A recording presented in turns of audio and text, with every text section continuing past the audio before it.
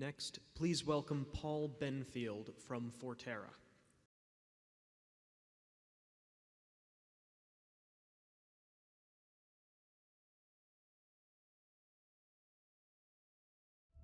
There we go. All right, I'm going to talk over it anyway.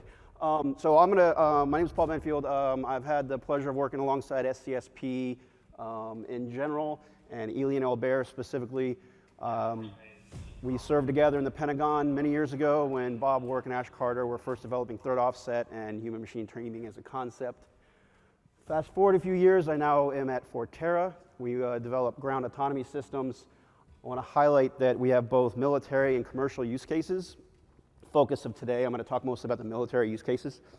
What you're seeing is one very specific kind of mission set that we developed this video for.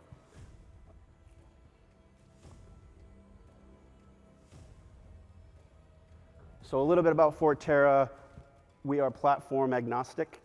Don't care what the vehicle is, whether it's a small all-terrain vehicle, whether it's a large armored combat vehicle, whether it's a logistics truck, Class 8, kind of PLS type truck. You're showing some on-track operations here. Initially, the thing I want to highlight about Forterra, we are not tied to the road. We do on-road, we do off-road, do not need any kind of roadway infrastructure. The perception algorithms, the mapping algorithms, navigation does real-time mapping, so we can go into a completely new environment. It does not have to be pre-mapped. And in a minute when this is over, I'm going to get into some of the sort of operational use cases.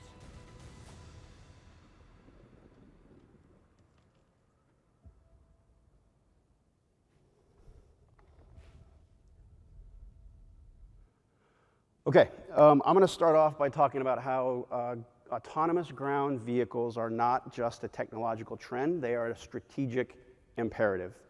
What I mean by that is I believe strongly that the joint force is losing credible deterrence. Why is that? I think we're missing two things. One, I'll talk about, I think what the conflict in Ukraine is showing is that mass matters again on the battlefield. I don't believe the joint forces that currently is postured has the mass required for a conflict in the South Pacific, for example. Why? There's a host of reasons why that might be. Force structure, budget cuts, but I think the real big reason is we are spending our money on very expensive, very exquisite, very complex platforms. We cannot compete platform to platform with China and cover the entire AO. We'll just get priced out of the competition. Autonomous, attritable, scalable ground systems that are pre-positioned in theater give us both operational and strategic flexibility.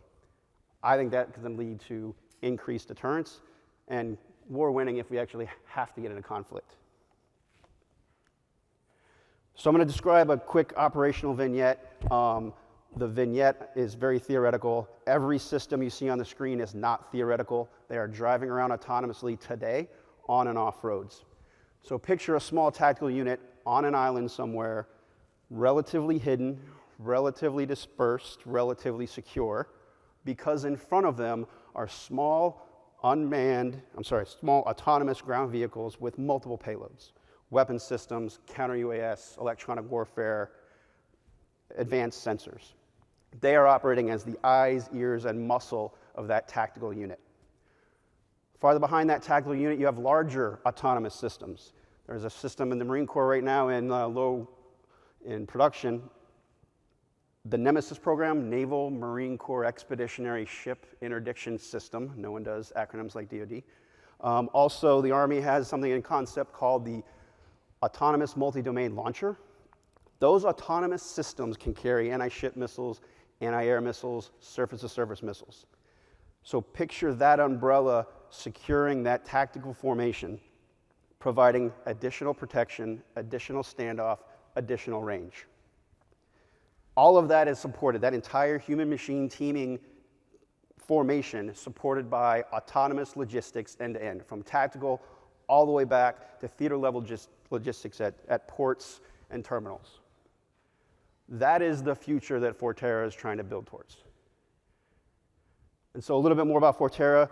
We are one of our biggest strengths is we are completely platform agnostic, very flexible. We can integrate on legacy platforms, new platforms coming off the line. We have been shown autonomy to work on literally dozens and dozens of different types of vehicles. Some of the highlights about Forterra I want to hit, again, platform payload agnostic, don't care what you're carrying or how you carry it. We can turn it autonomous. On or off road, like I mentioned, doesn't require any pre-mapping, no roadway infrastructure. Static and dynamic obstacles, something that it can see moving or stationary. Inclement weather, poor visibility. Also, we have very redundant localization systems. That means it can operate GPS denied, even underground.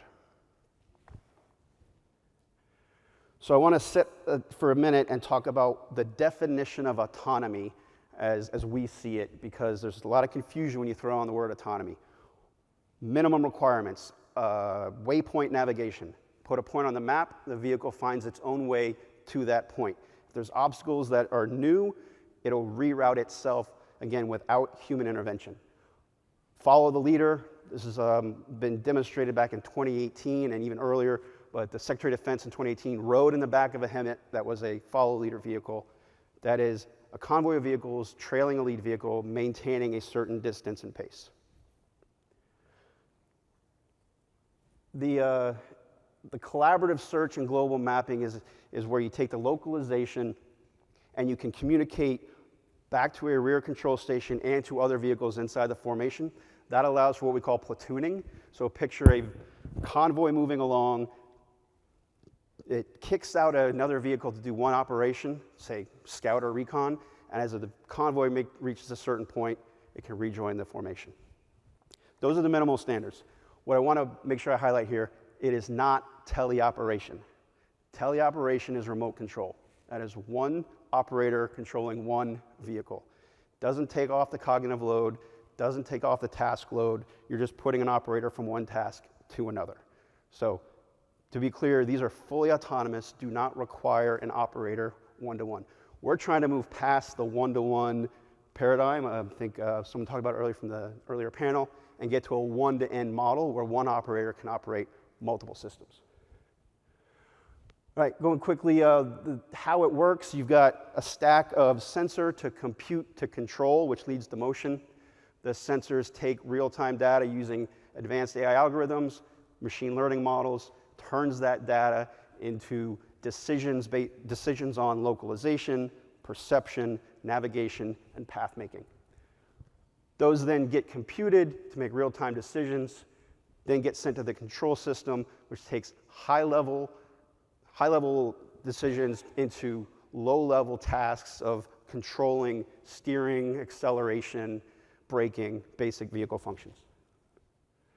Some of the standard componentry, I just want to highlight that as these develop and get more modern, and we can replace this in a very modular MOSA architecture and make sure we maintain the state-of-the-art of the entire system.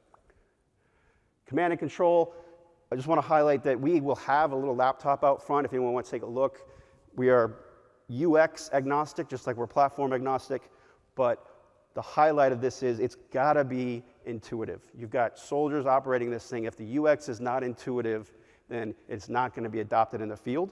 And it should be a decision support tool that provides critical information to the operator, but does not add cognitive load and can automate routine tasks. All right, so I'm going to close here real quick. I'm almost at time anyway. Why aren't we there yet? And this is me editorializing. But I will say, program offices, services, and the Hill, still very platform-centric. The most important thing is the vehicle. We would argue the most important thing is the capability. The vehicle is a commodity. And so if you think you can bolt on some of these high-end integrated autonomy stacks after the fact, you're going to end up in the cost overruns and production delays. The perceived cost of autonomy is expensive. I would argue it's no longer expensive as people think, but it's also a return on investment. If you build with autonomy as your framework, you no longer have to cost in all the expensive survivability and sensors that really drive up costs of platforms. The last thing is the misperception of readiness, like it's not ready yet. The DARPA challenge was successful for the first time in 2005. In 2018, the Secretary of Defense drove a leader-follower autonomous convoy. I would argue that there is no single requirement for ground autonomy in the Army today, which I think is borderline criminal because somewhere tonight, in a training facility somewhere, is going to be a 19-year-old soldier or Marine, undertrained, fatigued, driving under nods, hoping they don't roll a vehicle over. I know that because I was that 19-year-old. I was also a company commander at one point that had to do the risk assessment that said, what are the odds that that soldier is going to roll this vehicle over? There's no reason why this stuff can't be fielded today. And so my last bullet, it is time to move this out of R&D and get it into production. Thank you.